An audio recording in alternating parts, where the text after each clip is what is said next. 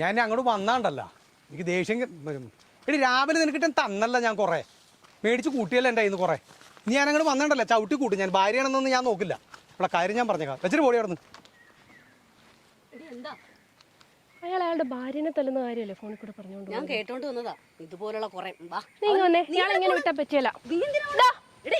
ചുമ്മാ ഇയാൾ ഇയാളുടെ ഭാര്യനെ തല്ലുന്ന കാര്യമല്ലേ ഫോണിൽ കൂടെ പറഞ്ഞോണ്ട് പോയത്. വേണ്ട അതെ പെണ്ണുങ്ങളെ തല്ലാൻ മാത്രമായോ ഇയാള്?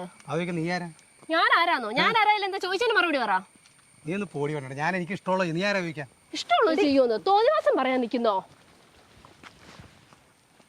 അതെ ചേട്ടാ, ചേട്ടൻ്റെ പെങ്ങള് പറയുന്ന പോലെ കരുതി ചേട്ടൻ വിചാരിച്ചാൽ മതി. ഈ പെണ്ണുങ്ങളെ തല്ലുക എന്നൊക്കെ പറയുന്നില്ലേ, ചേട്ടൻ തന്നെ ഓർത്ത് നോക്കിക്കേ.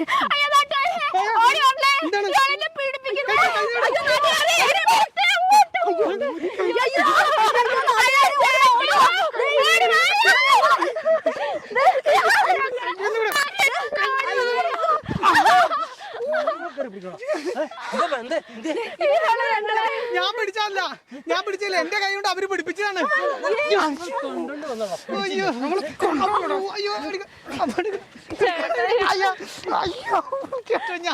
സത്യമായിട്ട് ഞാനൊന്നും ചെയ്തില്ല. ഞാനിവിടെ പെണ്ണിന് പ്രാന്താണ്.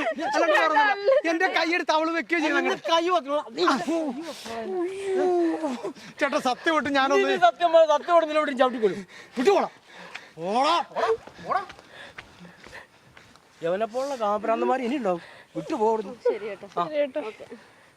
150 കിലോ വെയിറ്റ് എടുക്കണ കയ്യാ. അത് വെച്ചാൽ കൊടുത്തിട്ട് ഞാൻ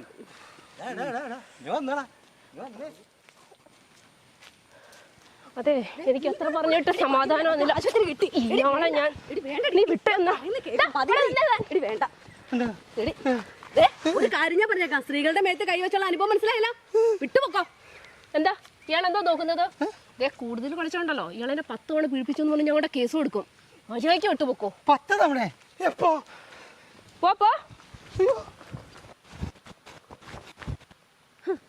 വാടി.